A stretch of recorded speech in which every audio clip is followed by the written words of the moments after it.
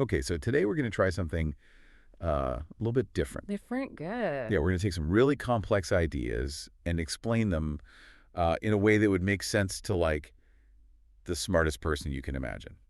Okay, so like explaining it to a genius. Exactly. And the idea is if we can explain it clearly and engagingly to like a super genius, then that means we must really understand it ourselves. And of course, our listeners benefit from that clarity too. Yeah, exactly. Because, you're all really sharp and insightful people. So we want to make sure we're presenting things in a way that really clicks for you. It's like getting to the heart of the matter without having to wade through tons of, complex research and jargon.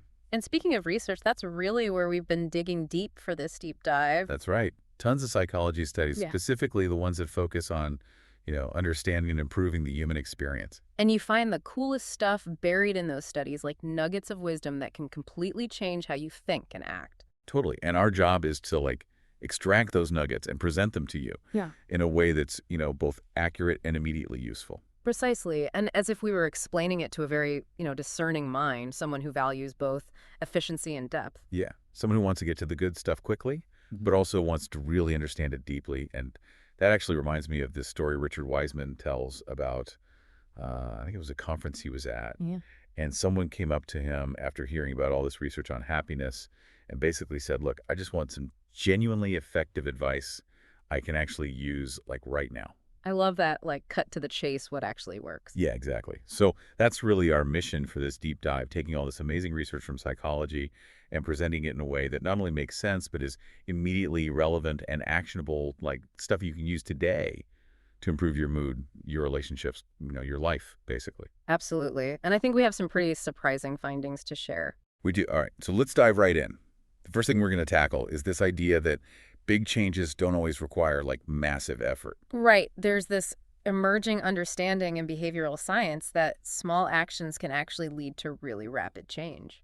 Yeah. And some of it is super counterintuitive, like the whole idea of thought suppression. Have you ever heard of that? Oh, yeah. It's basically like the harder you try not to think about something, the more you end up thinking about it. Right. And there's this famous experiment by Daniel Wagner called the polar bear experiment. Where they tell people, whatever you do, don't think about a white polar bear. And of course, everyone immediately starts picturing white polar bears. Exactly, because trying to suppress a thought often backfires and makes it even stronger. So, like, if you're about to give a presentation and you tell yourself, don't be nervous, it might actually make you more anxious. Oh, that makes so much sense. Yeah. No, I've definitely done that before. Okay, so what are some things that actually do work? Like, what are some small actions that lead to positive changes? Well, one that's been studied a lot is expressive writing. Well, yeah, like journaling. Exactly. And it's not just, writing about your day. It's about writing about your deepest thoughts and feelings, especially about challenging experiences. Interesting. So how does that work? Well, there have been tons of studies, and they show that even a short amount of focused writing like this can have some pretty amazing benefits. Like what? For example, people who wrote about traumatic events, they had fewer health problems, they had higher self-esteem, even their overall happiness increased. Wow. I wouldn't have thought just writing could do all that. Right, and what's interesting is that just talking about the same events often doesn't have the same effect. So there's something about the act of writing itself that makes a difference. It seems to facilitate a deeper level of processing and emotional release. That's so cool. Uh, Okay, what else? well, another surprisingly powerful technique is gratitude. Oh, yeah, gratitude. I feel like that gets talked about a lot, but does it actually do anything? It really does. There was a study where they had people list 5 things they were grateful for each week. Okay, and what happens? Well, compared to the groups that listed their annoyances or just neutral events, the gratitude group ended up happier, more optimistic, even physically healthier. Wow, that's pretty impressive. And what kind of things were they grateful for? All sorts of things, like everyday stuff, like Yeah. a beautiful sunset or a kind gesture from a friend. It highlights how shifting your attention to the positive can make a real difference. Yeah, it's like training your brain to notice the good things that are already there. Exactly, and it doesn't have to be complicated. Okay, so we've talked about writing and gratitude. What about visualization? Everyone talks about visualizing your success, right? Yeah, and that can be helpful for achieving long-term goals. But when it comes to improving your mood in the moment, research suggests that visualizing your inner perfect self might be more effective. What do you mean by in a perfect self? It's like visualizing the ideal version of yourself, embodying the qualities you aspire to have, like confidence or compassion. So instead of picturing getting that promotion, you picture yourself being the kind of person who gets promotions. Exactly. It's about focusing on your internal state rather than external achievements. Interesting. And does that actually work? It seems to research suggests it can have a more immediate positive effect on your mood. So if you're feeling down, instead of visualizing that dream vacation, you visualize yourself being calm and content. Right. And there's a technique related to this called an unusual diary. Okay. An unusual diary, what's that all about? It's not about recounting your day, it's about intentionally focusing on the positive. So you might list 3 things you're grateful for, or 3 things that went well and why. Oh, I like that. So you're basically priming your brain to look for the good stuff. Exactly, and to appreciate the good things that are already happening. Okay, those are some really cool techniques for shifting your mindset. Let's switch gears a bit and talk about something that's on a lot of people's minds. Money and happiness. We always hear money can't buy happiness, but what does the research actually say? It's a bit more nuanced than that, but the research is pretty clear that beyond meeting your basic needs, more money doesn't necessarily equal more happiness. So like once you have enough to live comfortably, having even more money doesn't make you significantly happier. Exactly. There's this concept called hedonistic adaptation, which basically means we get used to things really quickly. So like you buy a new car and you're super excited at first, but then it just becomes your normal car. Exactly. The novelty wears off, and your happiness level tends to go back to where it was before. Okay, so if money doesn't buy happiness, then what does? Well, research shows that about 50% of your happiness is influenced by your genes and another 10% by your life circumstances.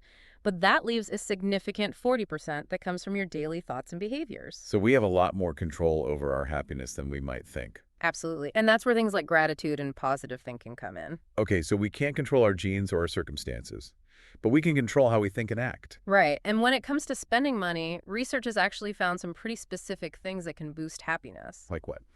It turns out that spending money on experiences tends to make people happier than spending money on material possessions. Really, why is that? Well, for one thing, experiences create memories that we can look back on and enjoy for years to come. Yeah, like a trip to Italy or a concert. You saw those memories stay with you. Exactly, whereas material possessions tend to lose their novelty over time. That new phone is just an old phone after a while. Right, and experiences often involve other people, which can strengthen our social connections. So going to a concert with friends is more likely to make you happy than buying a new TV. Exactly, and researchers like Van Boven and Gilovich have done a lot of work on this. Interesting. Okay, so spend money on experiences, not things. What else? Another fascinating finding is that spending money on other people can boost happiness. Really like giving gifts? Yes, or donating to charity studies have shown that people who spend a higher percentage of their income on others tend to be happier. That's counterintuitive. Oh. I would think people would be happier spending money on themselves. You'd think so, but it turns out that generosity has its own rewards. Okay, but why is that? Well, brain imaging studies have shown that when people give to others, it activates the reward centers in their brains. So it literally feels good to be generous. It seems so, and these are the same areas that are activated when we satisfy basic needs like food and water. Wow, so giving is like a fundamental human need. It might be, and you don't have to give a lot of money. Even small acts of kindness can make a big difference. Really, like what? Well, research by Lubomirsky found that doing multiple acts of kindness in one day boosted happiness more than spreading those same acts out over a week.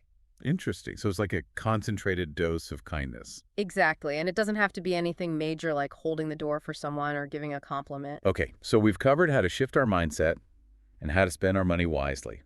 Now let's talk about persuasion and how to become more likable. Sounds good. A lot of people think that rewards are the best way to influence others, like offering bonuses or incentives. Yeah, that's a common assumption, but it's not always the case. Really? What do you mean? Well, there's a classic study by Lepper where they had kids drawing with markers. Okay. And some of the kids were told they would get a reward for drawing while others weren't. What happened? Well, the kids who were promised a reward actually spent less time drawing on their own later on. Oh, interesting. So the reward actually made them less interested in drawing. So it's like the reward shifted their motivation from intrinsic enjoyment to extrinsic reward. So it's better to encourage people's natural interest Yeah. rather than trying to bribe them. Exactly. And when it comes to being persuasive and likable, there are some other surprising strategies that have been proven to work. Okay, like what? Well, one is revealing your weaknesses early on. Really, wouldn't you want to hide your weaknesses and focus on your strength? You'd think so, but research suggests that admitting a small flaw up front can actually make you more likable and trustworthy. Interesting. Why is that? It makes you seem more honest and relatable. It shows that you're self-aware and not afraid to be vulnerable. So like if you're going on a job interview, you might mention a skill you're still working on. Exactly. It shows that you're not trying to present a perfect image, which can be off-putting. Okay, so don't be afraid to show your flaws a little bit. What else? Well, there's this thing called the pratfall effect, which basically means that making a small mistake can actually make you more likable. Really? I thought mistakes made you look incompetent. Well, major mistakes obviously aren't good, but small blunders can make you seem more human and approachable. So like if you trip and fall while walking into a room? Exactly. As long as it's not a serious fall, people might actually find you more endearing. That's so strange. But I guess it makes sense. We don't want to be around people who seem perfect all the time. Right. It can be intimidating. And there's another interesting phenomenon called the Franklin effect. Okay, the Franklin effect. What's that? It's the idea that people tend to like you more after they've done you a favor. That's weird. Why would that be? Well, one theory is that it's a way of justifying their actions to themselves. So if they did you a favor, they must like you. Exactly. It's like their brain is trying to make sense of their behavior. That's fascinating. Okay, so what are some other quick ways to get people to like you or agree with you? Well, one effective technique is to get them to say yes early on in the conversation. Really? Like how? You can start with a simple question that, they'll agree with. So like nice weather today, isn't it? Exactly. And once they've said yes, they're more likely to agree with you on other things. It's like you're building momentum. Exactly. And another important factor is similarity. Similarity, like how? People tend to like people who are similar to them in various ways. Like what? Well, it could be anything from their appearance to their opinions to their background.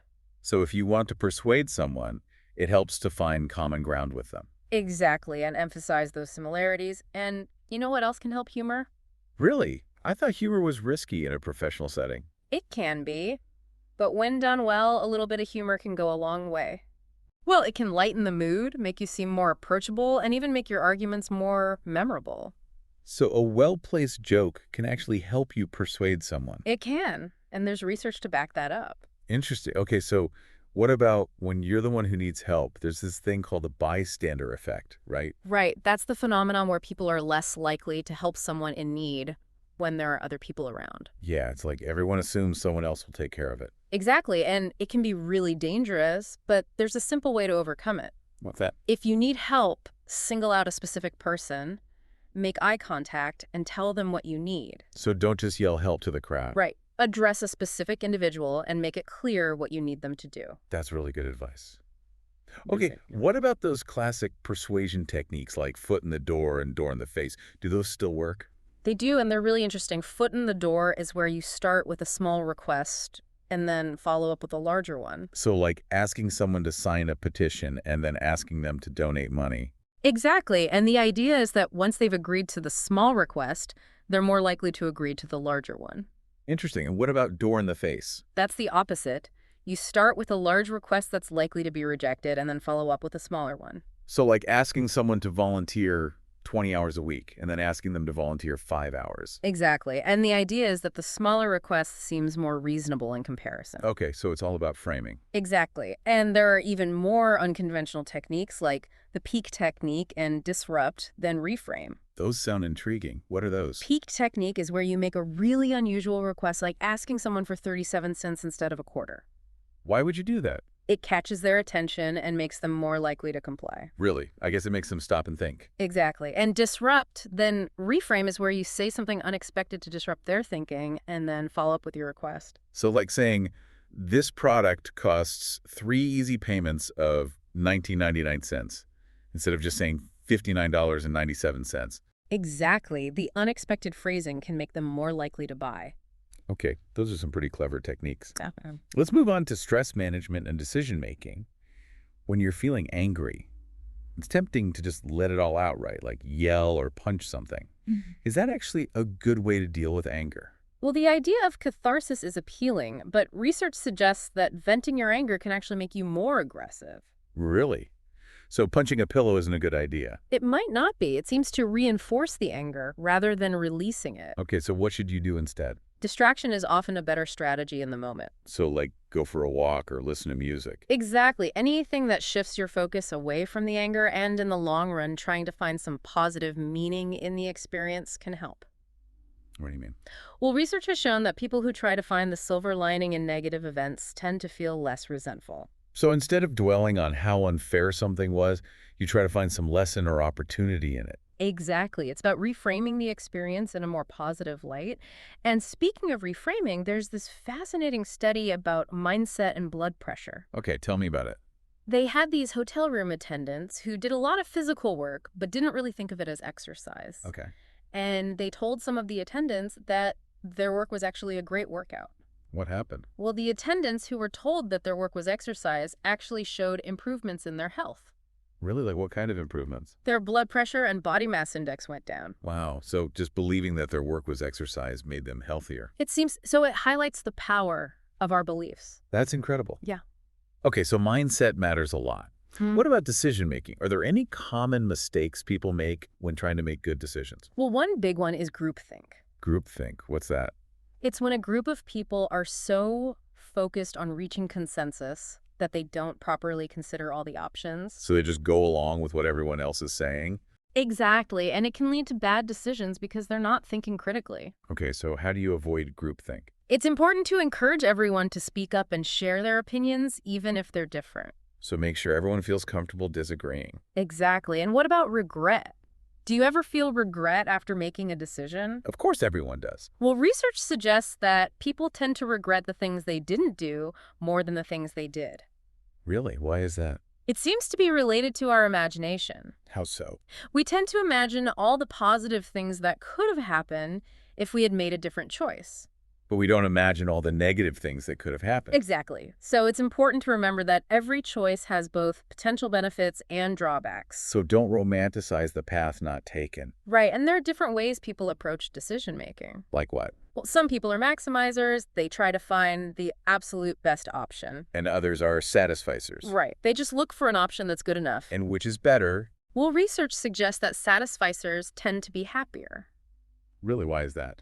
Because maximizers are always second-guessing themselves, wondering if they could have found something better. So it's better to be content with a good decision rather than obsessing over finding the perfect one. Exactly. And finally, let's talk about lie detection. We all think we can spot a liar, but can we really? Yeah, I've heard that people who are lying avoid eye contact or fidget a lot. Those are common beliefs, but research hasn't really found those to be reliable indicators. Really? So Yeah. how can you tell if someone is lying? It's more about paying attention to their words than their body language. What do you mean? Well, liars tend to think harder about what they're saying, so they might speak more slowly or use more formal language. So they're trying to control their speech. Exactly. And they might also be more evasive in their answers. Okay, so it's not about catching them in a single telltale sign. It's about looking at the overall pattern of their behavior. Right. Okay, now let's move on to understanding yourself and others. Sounds good. You know, we briefly talked about handwriting analysis before. Is there any truth to that? Unfortunately, no. Despite its popularity, research has shown that handwriting analysis isn't actually a reliable way to assess personality. So you can't tell if someone is shy or outgoing just by looking at their handwriting. Not really, and it's certainly not accurate enough to make important decisions about people. Okay, so what are some better ways to understand personality? Well, the big 5 personality traits are a good place to start. What are those? There are 5 broad dimensions of personality: openness, conscientiousness, extroversion, agreeableness, and neuroticism. Okay, and what do they tell you about someone? Well, for example, someone who scores high in openness is likely to be curious, imaginative, and open to new experiences. And someone who scores low. They might be more practical, conventional, and prefer routine. Okay, what about conscientiousness? People who score high in conscientiousness are organized, responsible, and disciplined. And low scorers. They might be more spontaneous, flexible, and less concerned with rules. Okay, what about extroversion? High scorers are outgoing, sociable, and energized by social interaction. And low scorers. They tend to be more introverted, quiet, and prefer solitude. Okay, what about agreeableness? High scorers are compassionate, cooperative, and trusting. And low scores. They might be more skeptical, competitive, and assertive. Okay, and finally, neuroticism.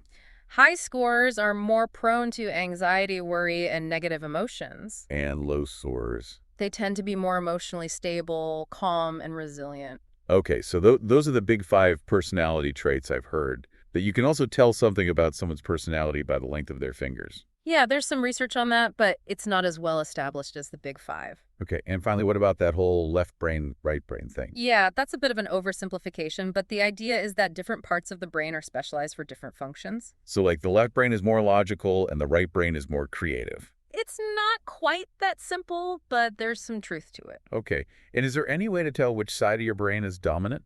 There are some tests, but they're not very scientific. Like what? Well, one is to interlock your fingers and see which thumb is on top. And what does that tell you? Supposedly, if your right thumb is on top, you're more left-brained, and if your left thumb is on top, you're more right-brained. Interesting, but probably not something to base any major life decisions on?